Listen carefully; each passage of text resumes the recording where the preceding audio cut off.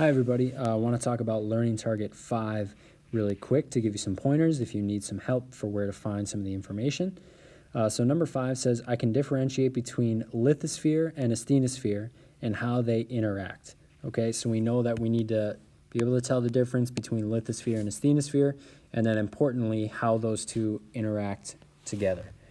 So first, this is probably a little bit of review for you from last year. Label the layers of the Earth over on the right. So I have my 17.2 up and ready here. This is the reading from our Layers of the Earth Explain that we did. So looking at layers of the Earth, you could probably fill in a lot of those, like I said, just from memory. But if you scroll down, there's a really good picture here that will take you through what the layers of the Earth are. So make sure to get all of those in those boxes on the right. And then it says, describe characteristics of lithosphere, describe characteristics of asthenosphere, and describe the interaction. Okay, well, we know that the lithosphere is part mantle and also part crust. So if I go on 17.2, I can look to find crust and I can look to find mantle.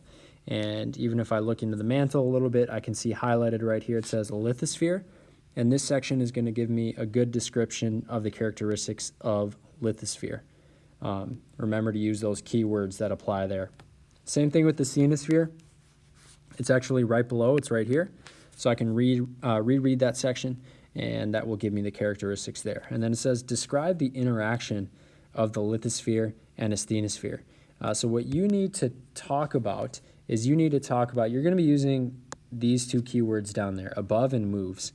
So you need to talk about which one of those is above the other one, and then what happens when one of them starts to move. What do you think happens when one of them starts to move? So especially on our crust, if we're talking about like continental crust, like right here, and we have mountains and volcanoes and stuff going on up there, what do you think is going to happen to that lithosphere when the asthenosphere moves? Or what happens to that crust when the mantle underneath it starts to move? I need you to describe that interaction down here. So make sure you use above and moves for the last one, and then make sure you use these two keywords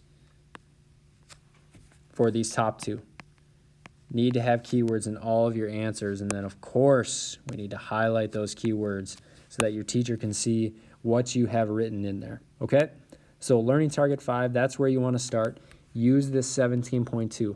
It's a great resource for you, especially down where it says mantle right here. It's going to give you tons of information to fill out this learning target. And of course, if you have further questions, don't be afraid to come ask your teacher. We'd be happy to explain it to you.